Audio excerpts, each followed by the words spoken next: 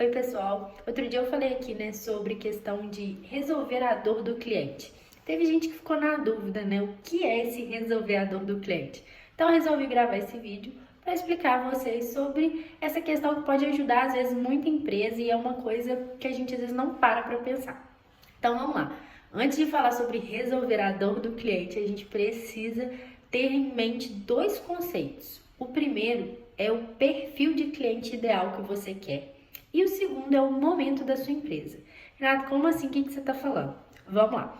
Primeira coisa, cliente ideal. Quem você quer atingir, né? E aí você vai falar, qualquer um que queira comprar de mim. Não, nem sempre. Por quê? Quando a gente, né, abre uma empresa, a gente tem um público. Por exemplo, uma classe, né? É mais para classe A, ou é mais para classe C, ou enfim, tem um ticket médio mais alto, tem um ticket médio mais baixo. É para B2B, né? Empresa para empresa, ou é B2C, empresa para pessoa, ou é pessoa para pessoa, enfim. Como que é a sua relação? Quem você quer atingir? Nesse momento, a gente tem que pensar, o ideal que a gente fala, né, no mundo do marketing, é pensar realmente uma pessoa. Quais são os gostos, o que ela faz, não só em relação à compra, mas também como é essa pessoa. Tenta descrever como se fosse se estivesse se descrever. Então, por exemplo, o perfil de cliente ideal meu é um homem de mais ou menos uns 30 a 50 anos, que tem uma empresa, que é gestor, que normalmente tem um ou dois filhos, que vai ter o nome fictício aqui de José. Renato, por que você está falando isso? Porque é muito mais fácil quando a gente começa a personificar esse cliente. Fica muito mais fácil da gente criar todas as nossas estratégias. Então, vamos lá. Quando você, né, pensar nesse cliente, vai dando personalidade para ele. Ele é uma pessoa que ele é muito atarefado ou ele é uma pessoa que tem mais tempo? Olha, ele é uma pessoa que é muito corrido, né? Ele tem uma vida muito agitada. Ele normalmente está numa cidade de capital ou numa cidade de interior. Por quê? Quando a gente começa a dar essas características, a gente começa a descobrir realmente quem a gente quer atingir. E aí o segundo ponto que eu falei que era sobre o momento da sua empresa. Por quê? Quando a gente está no início, a gente vai pensar nessa persona, mas a gente não validou ela ainda.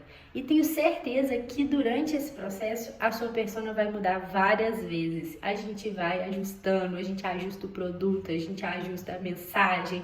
Pensa lá, né, quem já tem um pouquinho mais de tempo de empresa, como que era seu produto no início, tem certeza que era muito diferente, o tipo de cliente que você atingia era diferente.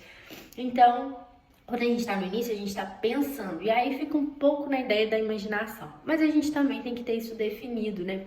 Ter em mente isso para que a gente consiga focar em algumas coisas. Porque, por exemplo, se eu estou falando de um homem de 30 a 50 anos, né, que tem dois filhos, adianta eu fazer uma estratégia de marketing focada no TikTok?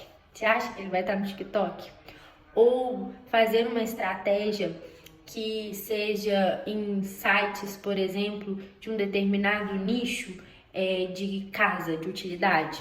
Talvez não. Talvez eu tenha que focar de qualquer produto. Não tô falando do produto específico, não, do que eu tô vendendo. Eu tô falando de onde eu vou encontrar esse cliente. Então, talvez esse cara ele esteja, por exemplo, em sites de venda de carros, de venda de casa, porque o momento da vida dele ele já está buscando uma casa. Vai vendo como as coisas vão clareando, de onde você vai encontrar essa pessoa, fica muito mais fácil. E aí, quando a gente já tem um pouquinho mais de tempo de empresa, a gente consegue ter um foco maior, né? Então, você já validou, você já analisou, você já passou, né? Já teve vários tipos de clientes, e aí você começa a ver para quem vale mais a pena vender.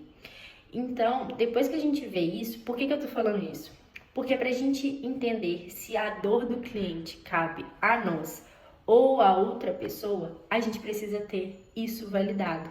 Qual que é o cliente que eu quero, no mínimo o cliente que penso em atingir, ou se você já tem isso na cabeça, qual que é o cliente que eu atinjo.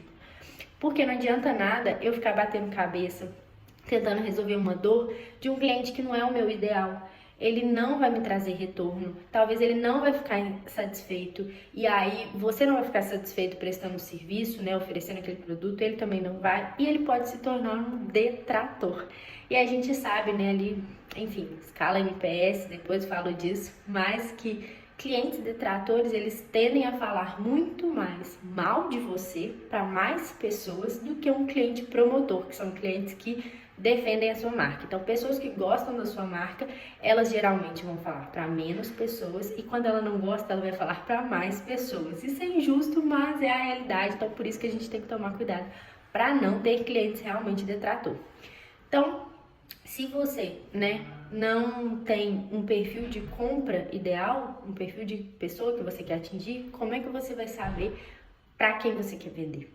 Como é que você vai saber se a dor dele cabe a você ou não? Então, eu vou te dar um exemplo.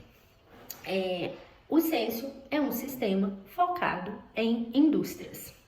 Adianta eu ficar tentando resolver a dor de um cliente que é uma loja física, né, que é um varejo somente? Renata, você vai, mas é mais dinheiro entrando. Beleza, mas ele não é o meu cliente ideal. Eu vou gastar tempo com ele enquanto eu poderia estar focando no meu cliente ideal, o cliente que eu já validei, que eu sei que meu produto atende muito melhor, que eu sei que são clientes que vão, né, ter mais fit com a minha empresa. Então é por isso que a gente tem que pensar na dor. E às vezes a dor, ela vai um pouquinho além do seu produto, do seu serviço, de você. Então, resolver realmente a dor do cliente, quando a gente vê que ele é o ideal, é a gente fazer, né, não medir esforços para ajudar ele, seja indicando alguém. Então ele está com um problema que, por exemplo, de logística.